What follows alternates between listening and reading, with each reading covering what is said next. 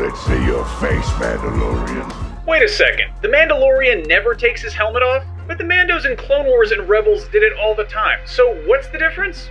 We'd be honored if you'd join us while we break this down. No, seriously, come back, we need to figure this one out.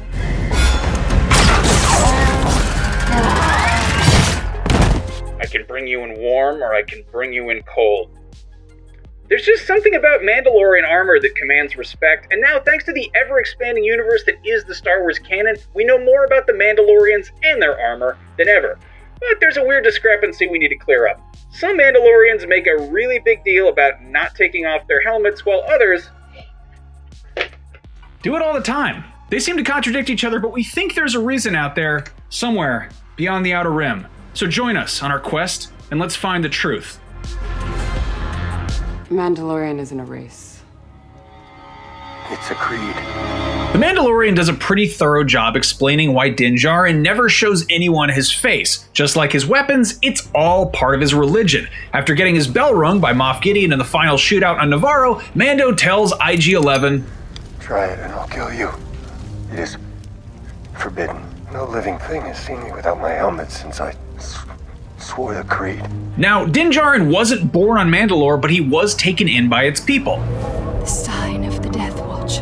Most of what we know about the Death Watch comes from the Clone Wars. As the pacifist Duchess Satine Kryze tried to keep her people out of the conflict of the Clone Wars, Mandalore's warriors were exiled to Concordia, a nearby moon. Those warriors made up the Death Watch and followed Pre Vizsla, a native Mandalorian and one-time wielder of the Darksaber. Those warriors are also the ones we see rescue a young Din Djarin, identifiable by this symbol. In the Clone Wars episodes featuring the Death Watch, we begin to see Mandalorians who play it a little more fast and loose with the whole helmet rule. Pre Vizsla removes his helmet in almost every scene he's in. And the same could be said for Bo-Katan Kryze, sister of the Duchess and one-time member of the Death Watch, Sabine Wren, Sabine Wren's mom, Gar Saxon, Prime Minister Almec. Most of the Mandalorians featured in either the Clone Wars or Star Wars Rebels just casually pop their helmets off all the time.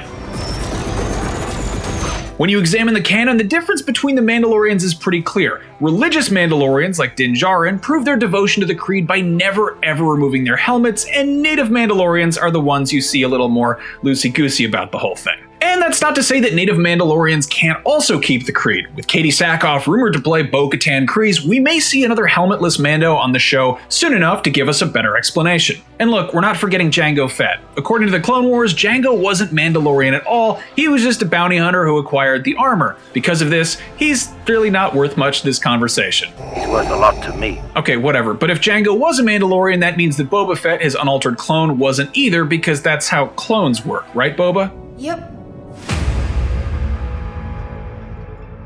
Control of Mandalore changed hands more than once during the Clone Wars, and again with the rise of the Empire, but a tragic event called the Great Purge truly changed everything. These are the spoils of the Great Purge.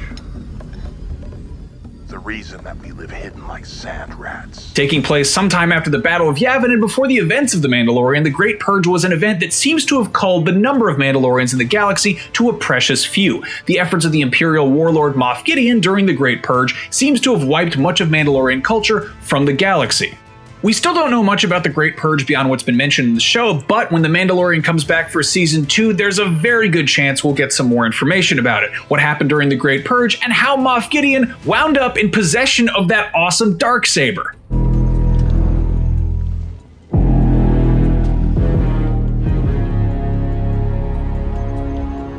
Well, what do you think of our explanation? If you don't like it, why do you think that some Mandos take off the helmet and others don't? Let's talk it over in the comments, but please, no disintegrations.